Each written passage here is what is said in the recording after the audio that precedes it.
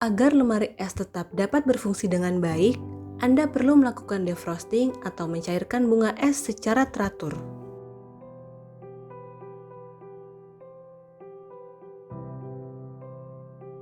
Seiring berjalannya waktu, bunga es akan terbentuk dalam kompartemen freezer. Anda perlu memperhatikan adanya bunga es pada lempeng evaporator. Bunga es ini akan mengurangi kemampuan lemari es untuk mempertahankan suhunya secara konstan. Semakin tebal bunga es, makin lama pula waktu untuk mencairkannya. Jadi, pencairan yang teratur mengurangi waktu vaksin berada di luar lemari es. Kapan Anda harus melakukan pencairan bunga es? Untuk mencegah pembentukan bunga es, pastikan melakukan pencairan bunga es secara teratur, biasanya sebulan sekali atau bila ketebalan bunga es sudah lebih dari 0,5 cm. Pertimbangkan melakukan pencairan bunga es saat stok sedang sedikit, misalnya beberapa saat sebelum datang pasokan vaksin baru. Sekarang, kita akan melihat bagaimana cara mencairkan bunga es. Ada 6 langkah dasar untuk mencairkan dan membersihkan lemari es vaksin. Pertama-tama, pindahkan semua vaksin ke lemari es yang lain atau ke dalam cool box atau vaksin carrier yang sudah dilengkapi dengan cool pack.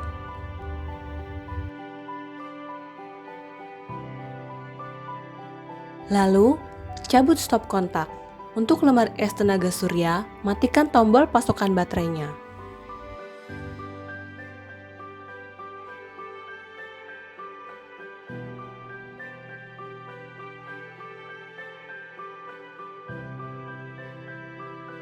Biarkan pintu lemari es terbuka dan tunggu hingga bunga es mencair. Ini bisa berlangsung beberapa jam tergantung dari suhu sekitar dan ketebalan bunga es. Jangan pernah mencoba mengambil bunga es dengan pisau atau lainnya. Ini bisa merusak lemari es. Bila Anda ingin mempercepat proses pencairan, Anda dapat meletakkan satu panci air panas di atas handuk yang dilipat ke dalamnya dan tutup pintunya. Bila es telah mencair, bersihkan bagian dalam lemari es dan karet pintu dengan kain yang bersih dan lembab.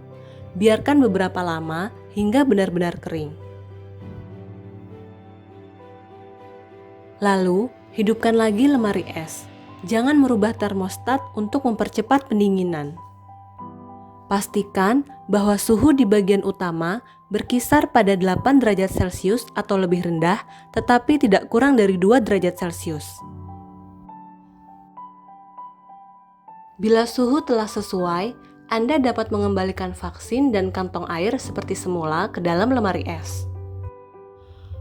Kadang-kadang bunga es di lemari es terbentuk dengan cepat sehingga perlu dicairkan lebih dari sekali dalam sebulan. Bila ini terjadi, periksalah masalah-masalah umum seperti berikut. Apakah pintu lemari es terlalu sering dibuka? Pintu lemari es seharusnya hanya dibuka tidak lebih dari 2 kali per hari. Apakah pintu tidak menutup dengan rapat? Mungkin sesuatu mengganjal pintu atau engselnya dan perlu diperbaiki. Apakah Anda merasakan hawa dingin keluar?